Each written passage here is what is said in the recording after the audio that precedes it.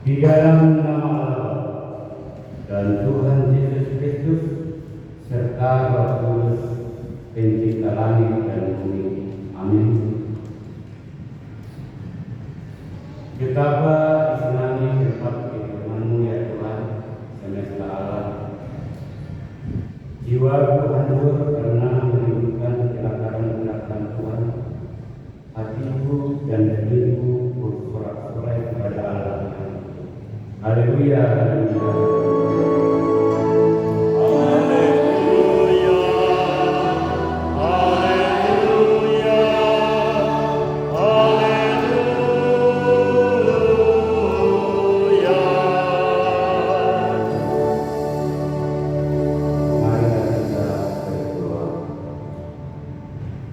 Ya Tuhan Allah Bapa Surgawi, kami memohon curahkanlah roh kebenaran dan damai ke dalam supaya kami semakin memahami kita. Tolong dan kuatkanlah kami melakukan perintah-Mu dengan segenap kekuatan kami. Pimpinlah kehidupan kami ini menjadi kemuliaan bagi-Mu dan sukacita bagi kami. Terimalah doa permohonan kami di dalam nama Yesus Kristus Tuhan kami. Amin. Tuhanlah selalu pemilik kehidupan kita. Tuhan memberkati kita hingga pada saat ini kita bersekutu. Mari kita puji Tuhan lewat Kidung Keesaan nomor 1 ayat 1 sampai 2.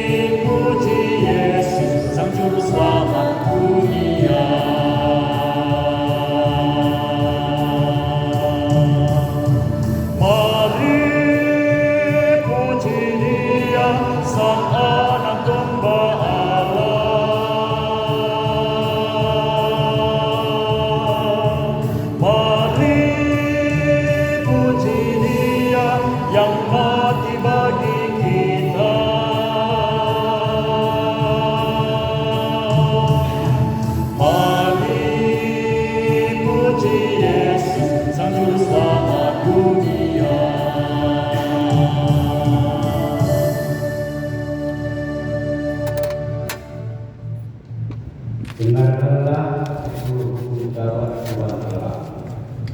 Yang pertama, Akulah Tuhan Allahmu, seru Tuhan kita, tidak boleh ada Allah lain kecuali Aku.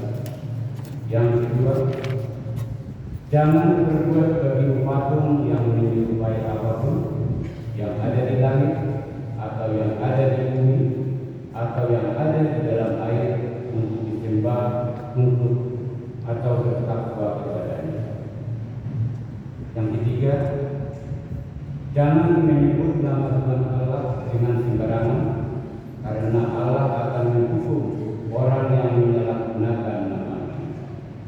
Yang keempat, ingat dan sucikanlah hari yang dikuduskan itu.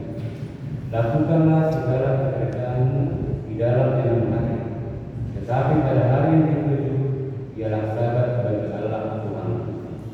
Engkau tidak boleh bekerja pada hari itu, juga anakmu laki-laki atau perempuan, pembantumu laki-laki atau perempuan, ternakmu atau orang lain yang berada di tempat kediaman. Sebab Allah menciptakan langit dan bumi dan segala isinya dalam 6 hari. Kemudian Dia beristirahat pada hari yang ketujuh. Itulah sebabnya Allah memberkati hari itu dan menyembuhkannya. Yang kelima, hormatilah ayah dan ibumu, agar engkau berbahagia dan lanjut umurmu di bumi yang diberikan Allah kepadamu. Yang keenam, jangan engkau membunuh. Yang ketujuh, jangan engkau berzina. Yang kedelapan, jangan engkau mencuri. Yang kesembilan, jangan engkau berdusta. Kesepuluh, jangan engkau mendambakan akan rumah sama. Jangan engkau mendambakan akan istrinya atau pembantunya laki-laki maupun perempuan, ternaknya atau segala sesuatu milik mereka. Apakah ketentuan Tuhan Allah akan hukum Taurat itu? Demikian. Akulah Tuhan Allah penyembuh, yang membalaskan kesalahan bapa kepada anak-anaknya, kepada keturunan yang ketiga dan yang keempat dari orang yang melanggar ikat atau firman-Ku. Tetapi Aku menunjukkan kasih setia kepada beribu-ribu orang, yaitu mereka yang mengasihi Aku dan yang berpegang pada perintah-perintah-Ku. Marilah kita bersama-sama memohon. Ya Tuhan Allah, berilah kekuatan untuk melakukan Taurat. Amin. Biarlah kita tetap bersemayam dan kasih kepada Tuhan. Tanpa Tuhan kita tidak bisa berbuat apa-apa dalam kehidupan ini. Mari kita tetap mengandalkan Tuhan di dalam kehidupan kita. Kita puji Tuhan lewat Kidung Kesan 514 ayat 1 sampai 3.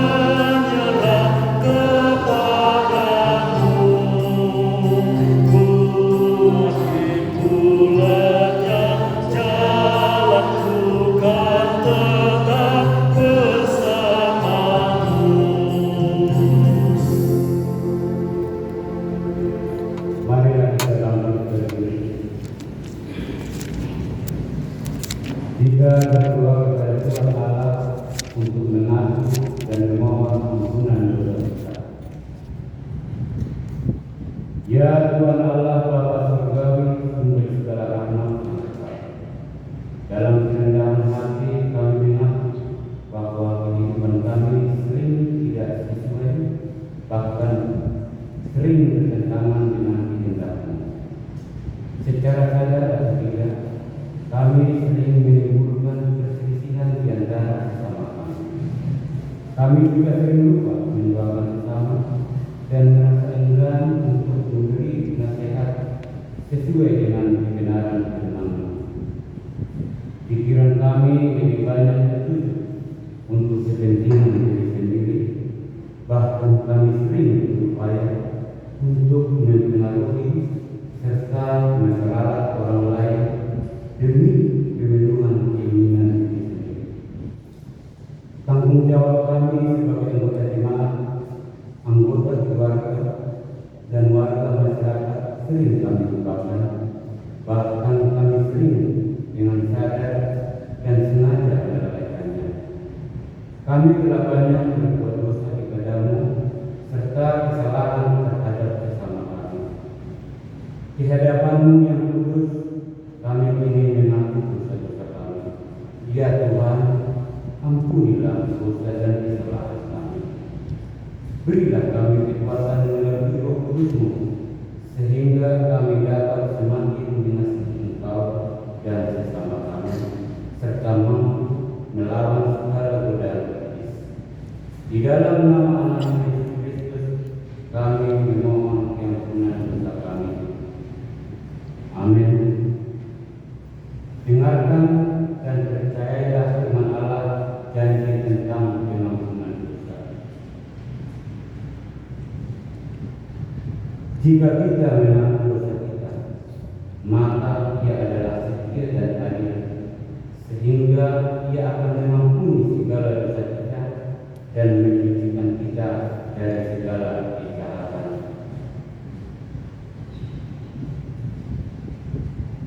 Allah telah mengampuni semua dosa kita oleh kasih karunia-Nya. Oleh karena itu, marilah kita menuntut nyatakan hidup baru, kemudian dari Allah di tempat yang maha tinggi. Amin. Hari yang penuh sukacita, Tuhan memberikan hari yang indah untuk kita pada saat ini. Kami mengucapkan Tuhan kita memperoleh kemuliaan dalam kehidupan kita. Mari kita muliakan Tuhan lewat Kesaksian 477 ayat 1 sampai 4.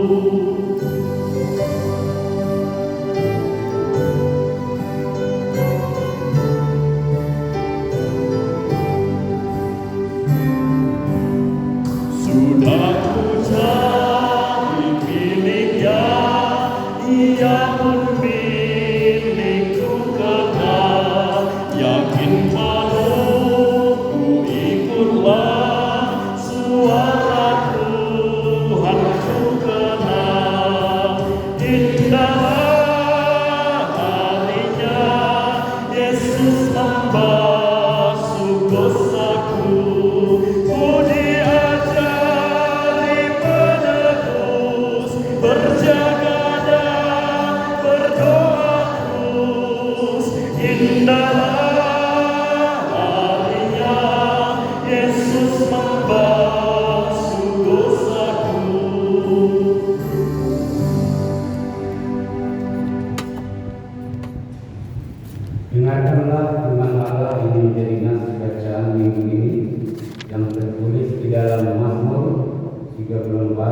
mulai dari ayat yang pertama sampai yang 8. Demikian firman Tuhan. Judul perikop dalam perlindungan Tuhan. Dari Daud, pada waktu ia pura-pura tidak waras sekiranya di depan Abimelek, sehingga ia juga lalu pergi. Aku hendak memuji Tuhan pada segala waktu.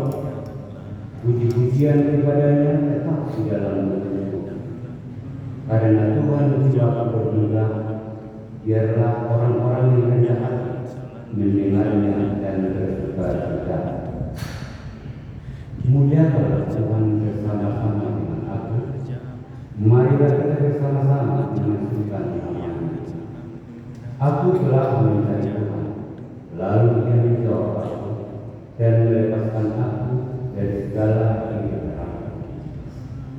Tujukanlah pandanganmu kepadanya, maka kamu akan berseri-seri dan tidak akan malu bersekutu-kutu. Orang yang tertindas ini berseru dan Tuhan mendengar. Ia menyelamatkan dia dari segala kesesakannya. Ayat yang 8. Malaikat Tuhan berkemah di sekeliling orang-orang yang takut akan Dia, lalu meluputkan mereka. Amin. Berbahagialah setiap orang yang mendengarkan firman Allah dan yang melakukan.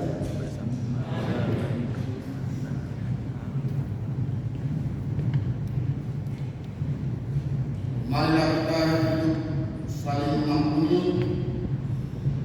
Marilah bangkit di dalam bangun gereja, karena Tuhanlah senantiasa mendasar dari seluruh kehidupan kita. Mari kita puji Tuhan dari Kidung Kesahan 737 ayat 1 sampai ayat 3.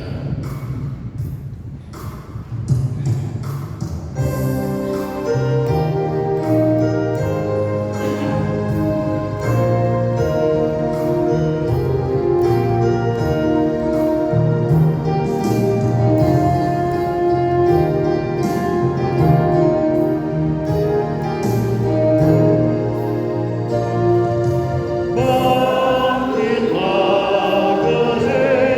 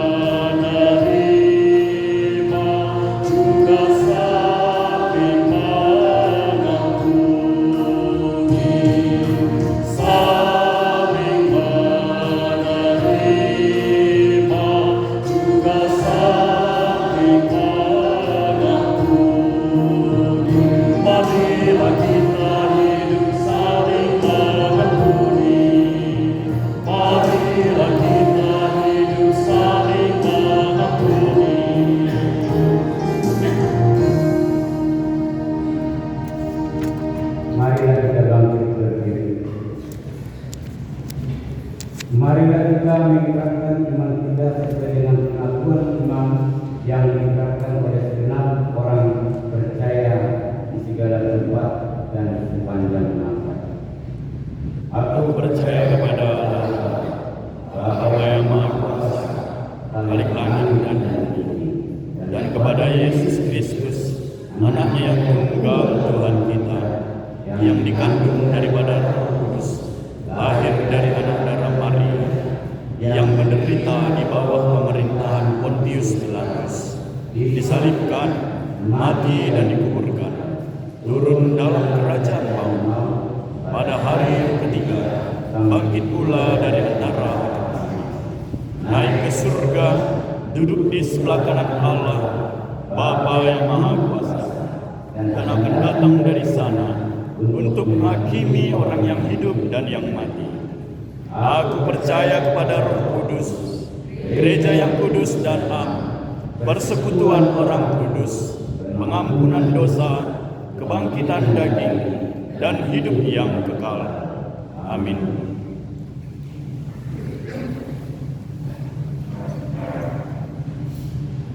Kita masuk dalam warta Jumat. Mari kita memuliakan Tuhan lewat Bibul Kesamaan Mazmur 90 ayat 1 sampai ayat 3. Kita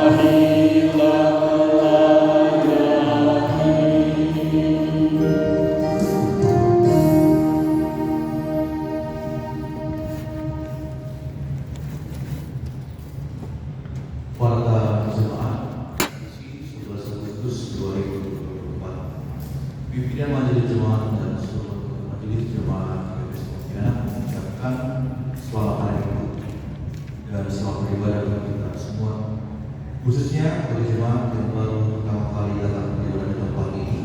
Tuhan Yesus memberkati. Pelayan ibadah Minggu tanggal 16 Agustus 2024, hari ini kita buat perayaan pesta jemaat. Kebaktian 1 khotbah dari 7 kita berubah, agenda yang kedua dari jasa lagi, ujian calon yang kedua berupa 2 Manado, waktu jemaat itu dari Kosragi, persembahan dalam kedua dari Manado, jemaat itu ujian berubah, musik mulai Manado, single Sintia Saragi dan Nades Kampur, operator fokus di Saragi, operator solo pagi berubah. Kebaktian 1 menekan bahasa Indonesia masuk jam 7.30, kebaktian menekan ibadah pesta malam jemaat. Kebaktian 2 buat dari 7 berubah, agenda kedua minggu Irsan, ujian kedua keprian Saragi, warga jemaat kedua dari Saragi, persembahan kedua yang jemaat dan sekolah Sipadu, penyambut jemaat dalam Mas dan Sintangkaya, jalan kedua yang berubah, pemusik, singer Dimas Kampul dan Aulia Sinaga, ketua Separikul Sekina Poso, pelatihan fokus dan Poso di multimedia. Kebaktian 2 menambah sebelum masuk jam 10 oleh kebaktian menggunakan ibadah pesta Allah. Yang berikut pelayanan kemudian pertemuan sektor pada hari Jumat tanggal 16 Agustus 2024 dimulai pukul 19. Sektor 1 bertempat di rumah keluarga Desi Majoran Guru KPA, alamat dalam Komplek Musuh Permai 1 nomor 14A. Berubah, pada jadi 3 berubah, agenda sebuah dunia berubah, ujian sebuah apartemen. Model kebaktian, model B, bahasa Simbun.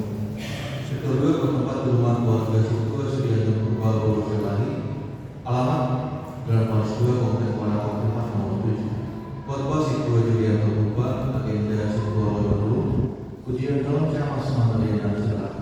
Model kebaktian, model B, bahasa Simbun.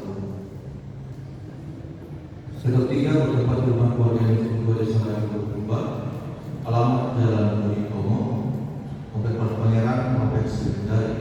Khotbah kedua di Dharma Seragi, agenda kedua juga berubah, ujian kedua di Kosragi. Model kebaktian, model B, bahasa Simbun.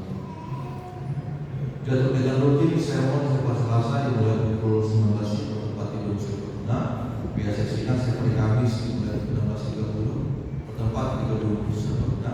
Tapi pelayan untuk ibadah Minggu setiap hari Kamis dimulai pukul 19 tempat di gereja. Margo Sini setiap hari Sabtu dimulai pukul 18 tempat di Serbaguna. Yang berikut pemberitahuan. Sehubungan dengan perayaan hari ulang tahun Republik Indonesia yang ke-79, maka selalu Minggu merayakan sukacita kemerdekaan melalui ibadah dan pengakuan HUT Republik Indonesia pada hari Sabtu tanggal 24 Agustus 2024 dimulai pukul 9 sampai dengan pukul 12.15 bertempat di Agung Wisata Rindet di Jalan Taruna Palsi 9 Semangat Kabupaten Budaya Kalimantan Barat.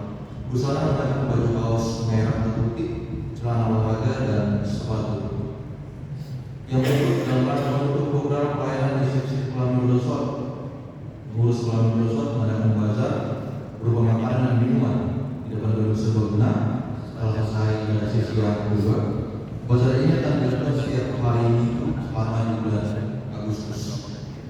Yang berikut dalam rangka mereka RI ke-79 tahun dan pesta Pol Jemaat Pontianak, Seksina mengadakan perlombaan pakai guna rektor yang akan dilaksanakan pada hari Sabtu tanggal 17 Agustus 2024 dimulai pukul 15.00 bertempat di gedung Serbaguna.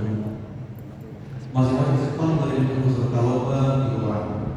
Setelah lomba memakai bunga, dilanjutkan dengan jalan-jalan sore ke taman tulis. Yang berikut surat masuk dari PGD Bidang Wanita perihal undangan peringatan Hari Kemerdekaan RI yang ke-79 mengundang kepada Seksinan TKP Pontianak untuk dapat hadir dalam kegiatan yang akan dilaksanakan dilaksanakan pada hari Kamis tanggal 15 Agustus 2024 dimulai pukul 14.00 WIB bertempat di halaman DKI di Kedai Pontianak. Agenda ibadah perayaan Hari Kemerdekaan RI dan Malam Berikutnya menggunakan merah putih. Mari kepada seluruh inang terhadir dalam kegiatan tersebut. Yang berikut, pesta folklor jemaat akan dilaksanakan pada hari Minggu tanggal 18 Agustus 2024. Diharapkan kepada seluruh jemaat pada saat pesta folklor agar memakai pakaian adat istimewa, laki-laki memakai botong dan suri-suri, sedangkan perempuan memakai tulang dan suri-suri. Mohon pesta folklor jemaat kali ini akan melibatkan jemaat dalam hal penyajian konsumsi yang dikoordinir melalui ketua sektor masing-masing. Sebagai informasi tambahan kita semua, untuk pelayanannya dilaksanakan pada saat ada sesi sidang kedua. Yang berikut tahun ini untuk memenuhi kegiatan pelayanan di Kedai Pontianak di luar persembahan ibadah, persembahan bulanan, WU dan iuran diakonia dibuat dalam bentuk top pripe. Top pripe per keluarga minimal sebesar Rp1.582.315 per tahun atau tersebut dengan kenaikan berarti 200 per hari. Jika ada jemaah yang ingin bayar top pripe bisa melalui bendahara jemaah atau ketua sektor warga keuangan. Telah diterima persembahan bulanan dari keluarga yang kedua dari setelah Seragi untuk bulan Agustus Rp200.000, dari keluarga yang kedua Seragi Purba untuk bulan Mei dan Juni Rp150.000, dari keluarga yang kedua Polis Rangka untuk bulan Agustus Rp200.000, dari keluarga Duluan Purba bulan Maret untuk bulan Agustus Rp500.000, dari keluarga Orang Desa Polis Rangka untuk bulan Agustus Rp500.000, dari keluarga kedua Julianto Purba Bogosyahaan untuk bulan Juni Rp300.000.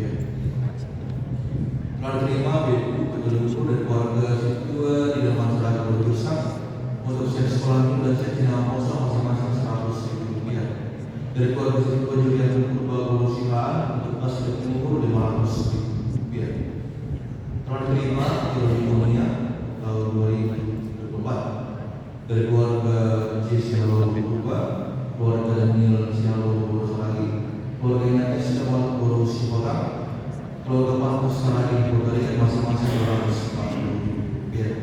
Telah diterima Toko Pripe tahun 2024 dari keluarga Ikeman Borosaragi Rp150.000, dari keluarga kedua Jesialo Borosaragi dan dari keluarga Kedai Pendidikan Borosinaga masing-masing Rp200.000, dari keluarga Duluan Purba Bulan Rp250.000, dari keluarga Jesi Manjuran Borotapia, dari keluarga kedua Julianto Purba Bogosyahaan masing-masing Rp300.000, dari keluarga calon kedua Bogosyahaan Rp200.000, dari keluarga Edi Purba Bogosyahaan Rp100.000, dari keluarga Inates Sialo Borosipota, dari keluarga Abu Terbuka Borosaragi Rp200.000, dari keluarga kedua di nama Saragi Borosyahaan Rp50.000, dari keluarga kedua jadi Saragi Borosyahaan Rp100.000. Laporan bahwa jemaat saldo per 10 Agustus 2024 sebanyak Rp30.10.805. Laporan keuangan Toko Pripe akumulasi penerimaan sampai dengan saat ini Rp58.061.500. Pengeluaran Rp23.545.000. Saldo per 10 Agustus 2024 Rp34.516.500. Laporan keuangan renovasi serbaguna saldo efektif Rp73.406.108. Pengeluaran sampai dengan minggu ini Rp63.892.764. Saldo per 10 Agustus 2024 Rp10.633.744. Jemaat Kerespondensi mengucapkan selamat tahun kepada yang ulang tahun dalam minggu ini. Kepada yang pertama kepada yang mewakili Kusniani Dumai, yang kedua untuk Valencia Gabriela Desa, ketiga Andre Pamanulu, yang keempat Yanima Sortina Leticia Sitompul, yang kelima Yunida Bersoy, yang keenam Angelina Betani Buta, yang ketujuh Inang Tahun Kedua Masriga adalah Berubah, dan yang ke-8 Francisca Berubah. Demikian waktu pada hari ini, mari kita berdoa. Allah yang berkata surga Tuhan kami menyusul Bapak untuk menyertai Tuhan dalam setiap kehidupan kami. Dan Tuhan kalau mendengar kegiatan yang kami laksanakan dalam seminggu depan, dimulai Tuhan dari seremoni majelis, kegiatan seksi kita, kajian persiapan pelayan, para penjual sektor, kegiatan seksi Tuhan yang peringatan hari lagi, dan juga Bapak Marguru Sini Madura, serta Tuhan di depan kami akan kembali puji dan memuliakan nama Tuhan, namun juga pesta Al-Qur'an. Tuhan berkah Bapak untuk setiap kegiatan kami ini, terkhusus juga Tuhan buat pelayan Tuhan yang boleh terlibat dalam setiap pelayanan dalam ibadah kami. Bila Bapak berkati kami seluruh majelis sudah bertugas, biarlah Bapak memberikan nikmat kudus untuk hadir di firman Bapak. Bila Tuhan kami memberikan tugas dan tanggung jawab kami sebagai seorang majelis dengan jemaat dan juga di tempat. Kami juga berdoa kepada Tuhan, biarlah Bapak tetap memberkati jemaat. Bila Tuhan berpuluh juga yang hadir di pikiran jemaat ini juga Bapak, untuk boleh meringankan langkahnya, untuk boleh hadir dan mengikuti kegiatan-kegiatan yang sudah kami rencanakan dalam Inilah doa kami Bapak yang kami melaksanakan hanya di dalam nama Tuhan Yesus Kristus. Kami telah berdoa dan mengucapkan syukur. Amin.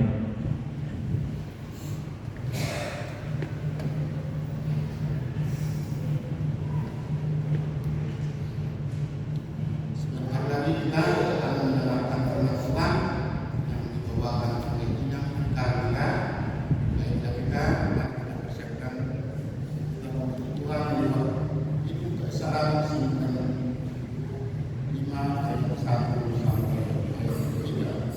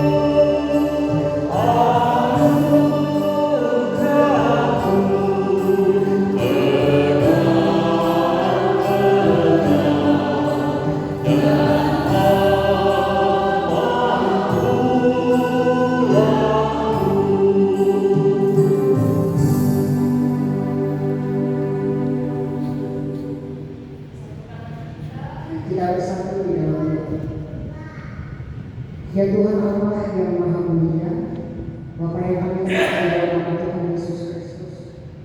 Terima kasih ya Tuhan Allah untuk berkat penyertaan kehidupan yang boleh kami rasakan di dalam kehidupan kami. Sehingga pada hari ini Tuhan kami boleh datang bersekutu, memuji dan memuliakan nama. Dan kami rindu untuk mendengarkan firman Tuhan. Berfirmanlah Engkau ya Tuhan Allah, sebab kami telah persiapkan hati dan pikiran kami boleh mendengarkan sabda kebenaran. Dan biarlah melalui Roh Kudus yang boleh mengajari kami kebenaran firman, supaya kami boleh menjadi pelaku firman Tuhan di dalam kehidupan kami sekalian. Di dalam nama Tuhan Yesus Kristus kami berdoa dan berterima kasih. Amin. Firman Tuhan yang sampai pada kita di minggu 11 setelah Trinitatis. Mari kita buka dari kitab Efesus 4. Mari kita buka firman Tuhan dari kitab Efesus 4 ayat 25 sampai 32. Efesus 4 ayat 25 sampai 32. Marilah kita membaca firman Tuhan dengan beresponsorial. Demikianlah dikatakan. Manusia baru. Karena itu buanglah dusta dan berkatalah benar seorang kepada yang lain, karena kita adalah sesama anggota. Apabila kamu menjadi marah, janganlah kamu berbuat dosa. Janganlah matahari terbenam sebelum padam marah. Dan janganlah beri kesempatan kepada iblis. Orang yang mencuri, janganlah ia mencuri lagi. Tetapi baiklah ia bekerja keras dan melakukan pekerjaan yang baik dengan tangannya sendiri, supaya ia dapat membagikan sesuatu kepada orang yang berkekurangan.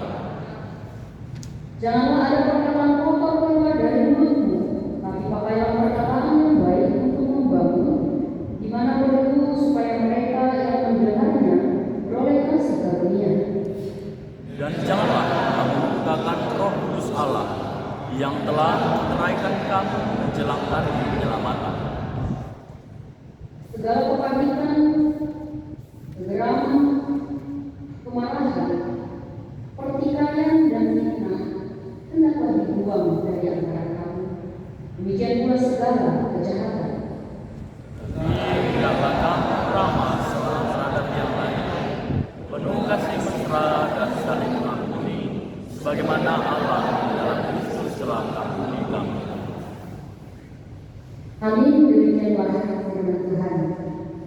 Orang suka tangan yang depan. Shalom.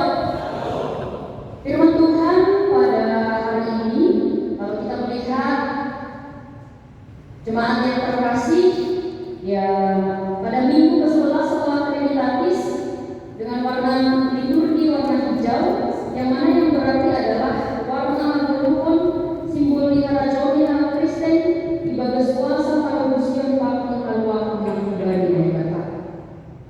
Sebentar kita melihat bagaimana yang dikatakan dengan kota Efesus. Kota Efesus yang kalau dalam bahasa Yunani-nya di sini dikatakan Efesos, dalam bahasa Turki Efes, atau sering juga disebut Efesus.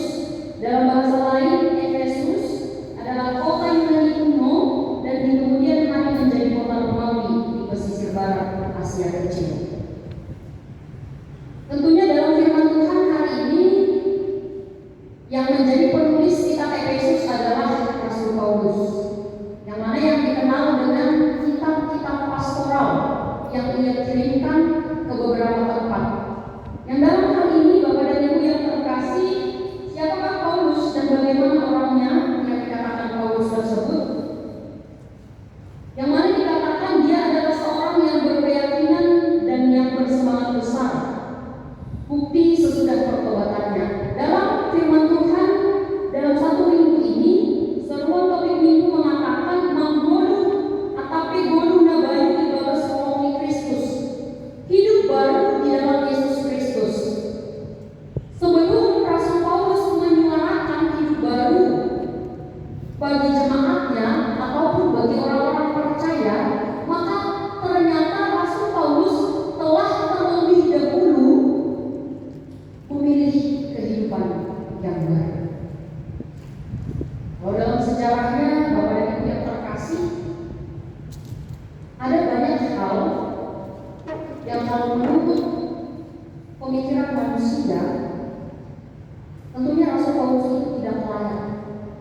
menjadi hamba Tuhan. Kalau melihat latar belakang dari kehidupannya, yang dahulunya ia adalah Saulus, yang dalam kehidupan lama tentunya dari persepsi manusia tidak akan layak ia menjadi hamba Tuhan. Tetapi dalam hal ini, pada Ibu yang terkasih, tentunya kita melihat bagaimana Tuhan Yesus dengan luar biasanya memakai setiap orang yang Ia pilih untuk menjadi hamba-Nya. Yang pertama, Dia menyesal. Dia sangat menyesal telah lama terlambat. Ia merasa terlambat untuk mengenal Yesus Kristus. Dalam surat-suratnya yang seperti saya katakan tadi, surat pastoral daripada Rasul Paulus, ia telah merasa terlambat untuk hidup baru. Rasul Paulus saja merasa ia menyesal. Selanjutnya, dia adalah pekerja keras. Maka mengapa kita harus hidup baru seperti yang dikatakan oleh Rasul Paulus? Karena dia adalah seorang yang pekerja keras.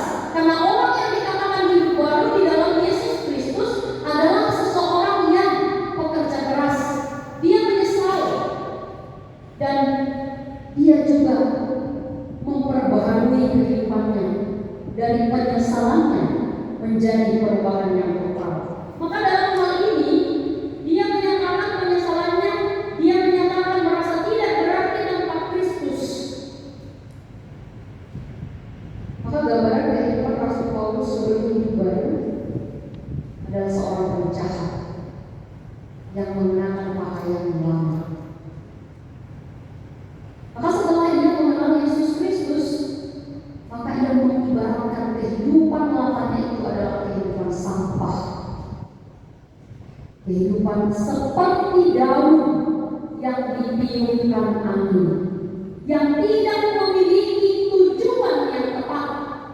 Maka kalau kita melihat dedaunan yang telah kotor dari pohon, maka itu tidak akan jelas akan diterbangkan angin kemanapun, kita tidak akan mengerti. Maka ia mengibaratkan hidup lamaku itu seperti hidup, seperti tumpukan sampah. Dia adalah seorang yang tangguh, dia adalah seorang yang rendah hati. Orang-orang yang menyatakan orang percaya yang hidup baru dalam kasih Kristus adalah orang-orang yang memiliki kriteria seperti yang dikatakan Rasul Paulus dalam keseluruhan surat-suratnya. Dia seorang yang berserah dan selalu bersyukur. Maka mari kita melihat kuasa daripada Tuhan Yesus Kristus, cahaya daripada Tuhan Yesus Kristus, sehingga seberkas sinar kemuliaan yang dipakainya boleh mengubah kegelapan menjadi terang yang ajaib. Sehingga dalam hal ini, Bapak dan Ibu, saudara-saudari yang terkasih, hidup lama yang dahulunya adalah Saulus itu telah berpindah menjadi Paulus. Bukan berarti saya ingin katakan dalam Kisah Para Rasul 8 itu ada perubahan nama. Yang tadinya saya bernama Irma pindah menjadi Maria, tidak. Itu adalah sebuah tradisi pada zaman tersebut. Tetapi pada saat ini, bagaimana surat-surat daripada Rasul Paulus bukan mengubah nama dari Irma Sari menjadi Maria, bukan. Tetapi bagaimana mengubah kehidupan yang lama menjadi kehidupan yang baru. Maka dalam hal ini kita melihat kehidupan itu telah diubahkan 100%. oleh Yesus Kristus. Maka dalam hal ini kita perlu mengikuti, perlu mendengarkan apa yang dikatakan oleh Rasul Paulus. Tentunya kalau kita berpikir, Rasul Paulus kan juga manusia. Dia juga pernah melakukan kesalahan. Dia adalah manusia pendosa. Untuk apa mengikuti dia? Untuk apa percaya perkataannya? Sehingga dalam perjanjian baru ada banyak karya daripada Rasul Paulus yang diikut sertakan menjadi firman Tuhan karena kehidupannya yang telah berubah, dan dia mempertanggungjawabkan kehidupan yang baru yang telah Tuhan berikan kepada dia. Kepada itu, saudara-saudari yang terkasih, penyelamatan yang dilakukan oleh Yesus Kristus itu tidak untuk pihak ataupun orang-orang tertentu, tapi ia telah menawarkan kehidupan yang baru kepada setiap orang yang percaya, kepada setiap orang yang mau dan menerima Yesus Kristus. Galatia tahun 2012 oleh Kristus. Karena kasih daripada Yesus Kristus itu tidak terbatas kepada orang-orang yang tertentu, itu kepada semua orang. Maka dikatakan kenakanlah kehidupan yang baru. Kalau kita melihat saudara-saudari kepada diri yang terkasih, buah daripada hidup baru dari seorang Rasul Paulus adalah mewartakan firman Tuhan, berani menyuarakan kebenaran melalui firman Tuhan. Sehingga mari kita melihat konteks Efesus pada saat itu, yang mana surat Efesus ditulis oleh Paulus ketika dia sedang berada dalam penjara di Roma. Kita bisa bayangkan, dalam saat terpuruk, dalam saat tertindas, keadaan yang tidak mendukung, karena dia selama 2 tahun di penjara di sana. Tapi dia tetap memiliki pikiran yang positif, tindakan yang positif untuk setiap orang yang percaya. Maka dalam tujuan surat ini adalah untuk menguatkan iman jemaat yang ada di Efesus, yang dahulunya latar belakangnya adalah orang Yahudi, orang Yunani yang menyembah dewa-dewi, yang menyembah, boleh dikatakan alam, melalui kekaisaran. Disitulah surat Efesus ini dihadirkan oleh Rasul Paulus dalam keterbebanan. Artinya setiap kita harus memiliki keterbebanan dalam firman Tuhan. Orang yang hidup baru harus memiliki beban untuk memanggil orang yang telah hidup dalam kegelapan agar berpindah ke dalam kehidupan yang baru. Maka itulah keterbebanan yang dimiliki oleh Paulus pada saat itu. Sehingga melalui surat-suratnya yang kalau kita baca dalam Efesus 6 ayat 21 dan ayat 22, maka ia menyampaikan itu kepada partnernya ataupun seorang gembala yang ada di Efesus. Sehingga ada banyak cara kepada dia. Ada banyak cara, ada banyak hal ketika kita merasa terbeban. Ada banyak cara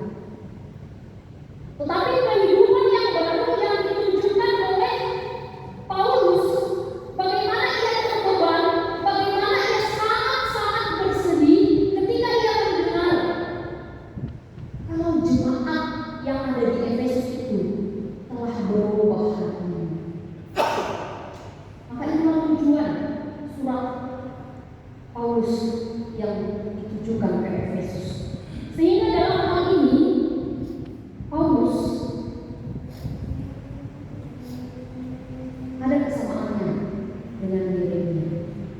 Yeremia itu disebut dengan seorang nabi yang cengeng. Apa dia disebut dengan nabi yang cengeng? Karena dia selalu menangis.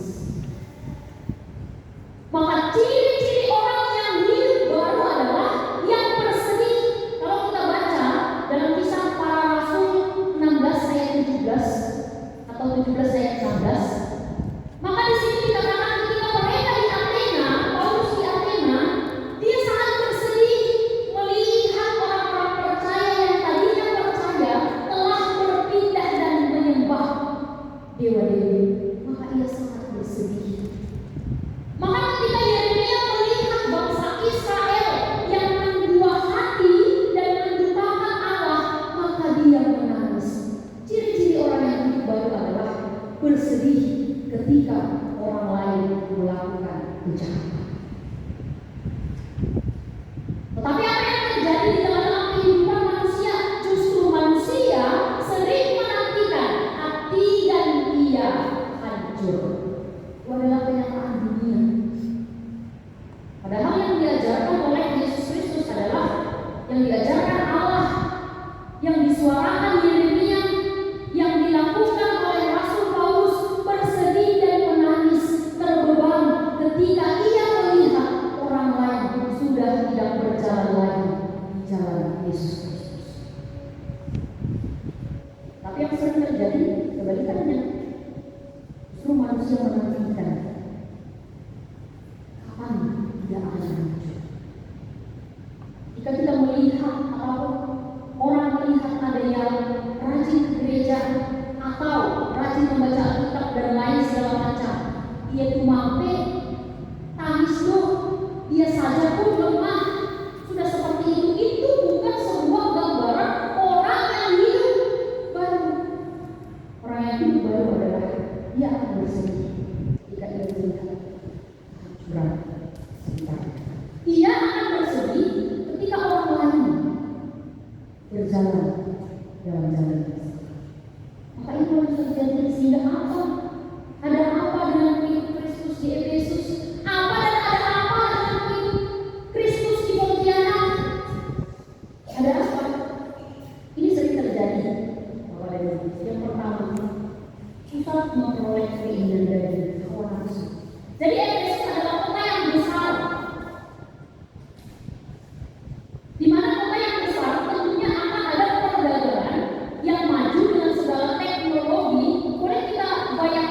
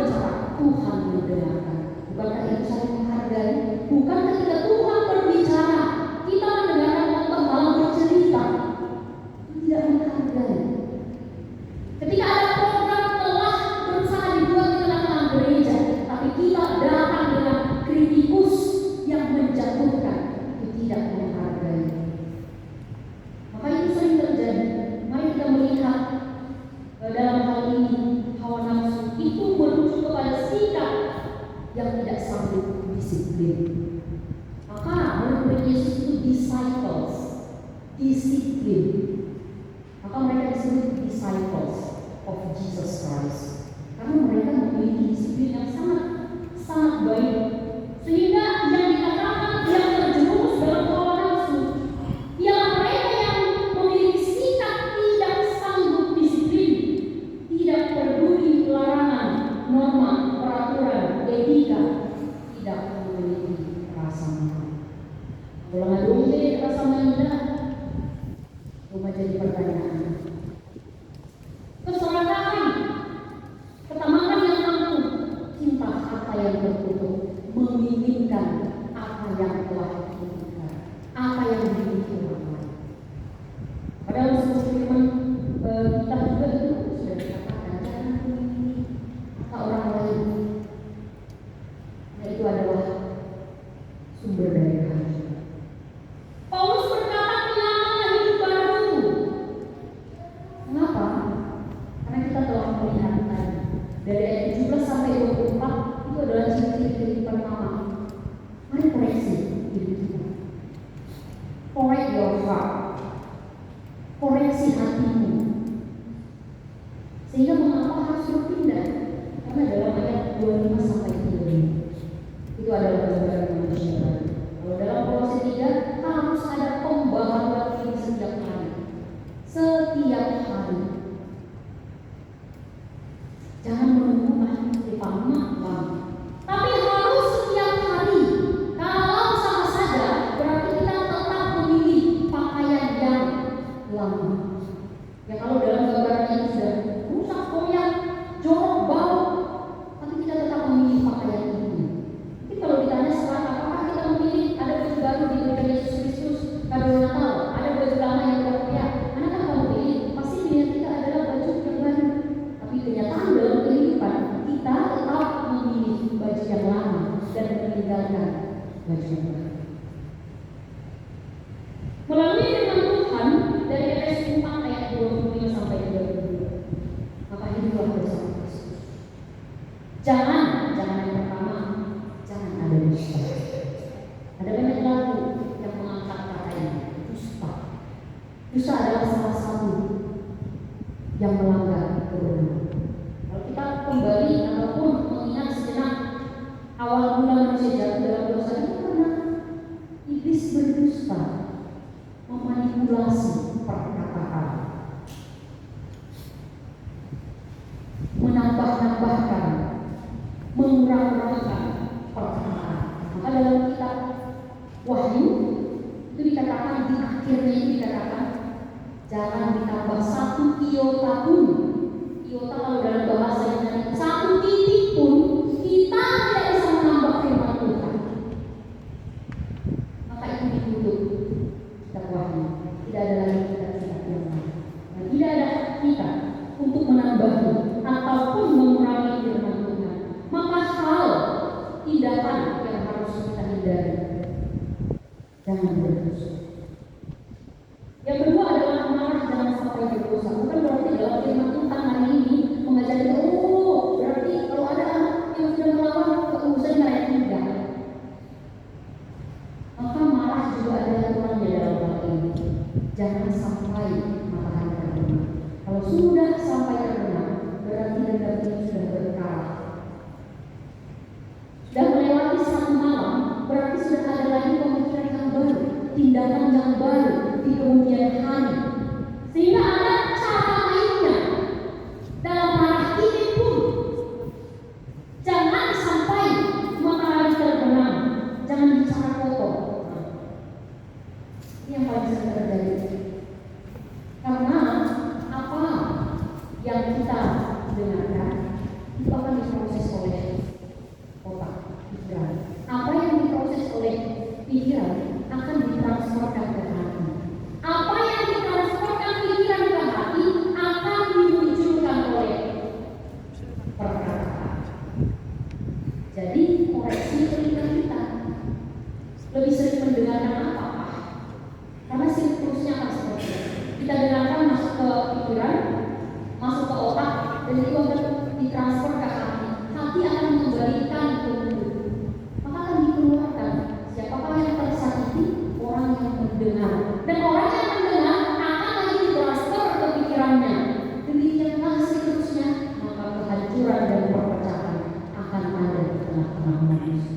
Sehingga dalam hal ini boleh dikatakan berpikirlah positif, maka akan membentuk karakter yang positif.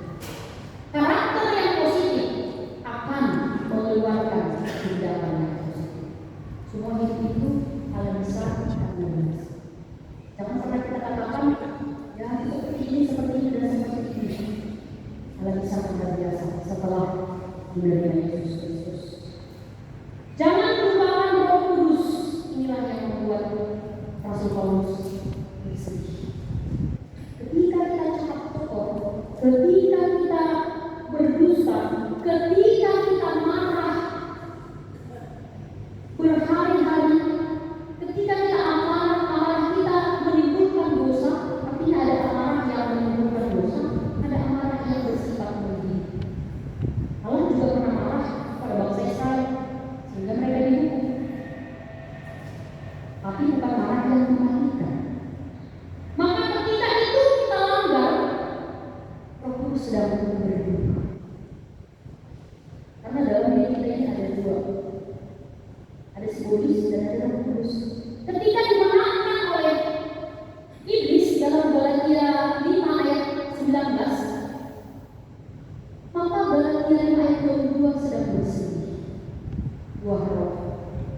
Tapi ketika sebaliknya, maka iblislah yang bersedih. Sehingga dalam hal ini jangan ulang lupakan Roh Kudus. Jangan kita menuntut Roh Kudus tidak bekerja lagi dalam hidupku. Bukannya kita yang mematikan dia, kita yang mempersulit dia, kita yang meninggalkan dia. Maka jagalah kekudusan saudara-saudara, Bapak Ibu yang terkasih. Karena orang yang hidup baru adalah orang-orang yang melakukan hal-hal seperti dalam firman Tuhan. Maka beruntunglah kita kembali diingatkan, karena sifat-sifat manusia itu gampang, mudah lupa. Jadi bersyukurlah kita kepada saudara-saudara yang terkasih. Kita masih diingatkan oleh firman Tuhan di hari ini, memiliki kesempatan untuk kembali diingatkan, untuk berpindah. Maka seperti eklesia, dari kegelapan menuju terangnya yang ajaib. Seperti dalam sepenggal kata yang saya sampaikan di sini, daripada kita menyerah, lebih baik berkata kita berserah akan kehidupan ini. Daripada berkata kita tidak bisa, lebih baik kita berkata pasti bisa bersama Roh Kudus. Tidak ada yang mustahil. Daripada mengucapkan kata-kata kotor, lebih baik mengucapkan karena kata-kata kotor yang kita keluarkan itu kita dengar juga kok. Dan itu akan kembali ke pikiran kita juga. Ketika berkat yang kita keluarkan, maka berkat yang kita dengar pula akan memberkati kita. Selamat hari Minggu, Tuhan Yesus memberkati kita bersama. Terima kasih ya Tuhan Allah untuk firman yang boleh kami dengarkan di hari ini. Kebenaran firman Tuhan yang disampaikan oleh Rasul Paulus. Terima kasih ya Tuhan karena kembali mengingatkan untuk kehidupan kami. Ajarilah kami ya Bapa untuk senantiasa memilih kehidupan yang baru dalam kehidupan kami. Hidup baru yang dikasih oleh Tuhan Yesus Kristus. Sebab dengan oleh penyertaan kasih setiamu melalui penebusan Yesus Kristus di kayu salib telah memberikan kami pakaian yang baru, jubah yang baru, kehidupan yang baru di dalam kasih Yesus Kristus. Tetapi ya Tuhan Allah, kenyataan yang terjadi dalam kehidupan kami, kami malah sering berpaling dan menuju kehidupan yang lama, bahkan tetap tinggal dalam kehidupan lama kami, pakaian lama kami, dusta yang menyelimuti kehidupan kami, kebohongan belaka, pertikaian, perpecahan.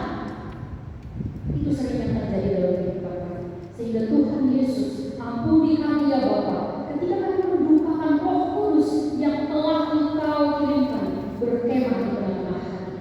Tuhan Yesus, baharui kami dari ketidakberdayaan kami, dari kedagingan kami, dari roh kami yang begitu lemah.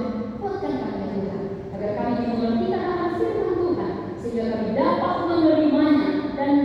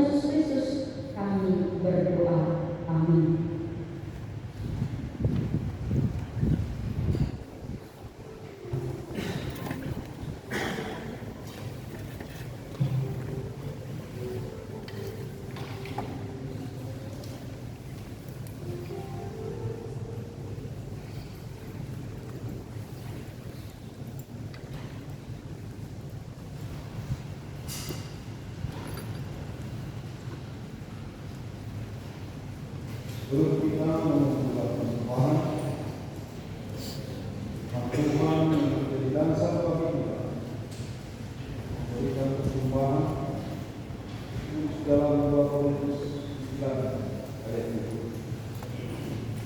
Hendaklah masing-masing memberikan penuh kerelaan kepada karena dengan sedih hati atau karena paksaan. Sebab Allah mengasihi orang yang memberi kebenaran.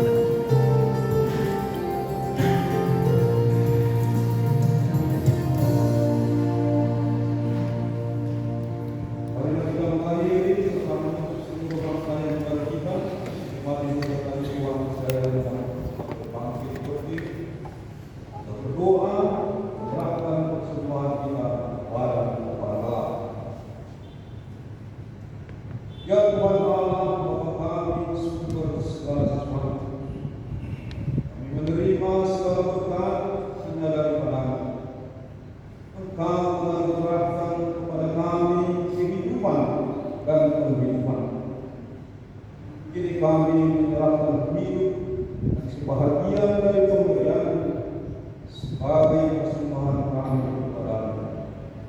Dan yang melalui segala pemberian kami semakin dikuatkan oleh kasih karunia untuk melaksanakan semua tanggung jawab yang telah Kau percayakan kepada kami. Ya Tuhan, setelah persembahan ini menjadi persembahan yang berkenan bagi-Mu, berilah kami hikmat dalam mempergunakan segala pemberian dan berkat-Mu dengan senang hati, pikiran dan keberadaan kami, agar melaluinya kehendak-Mu semakin nyata. Di dalam nama Tuhan Yesus Kristus, terimalah ucapan syukur dan persembahan kami. Amin.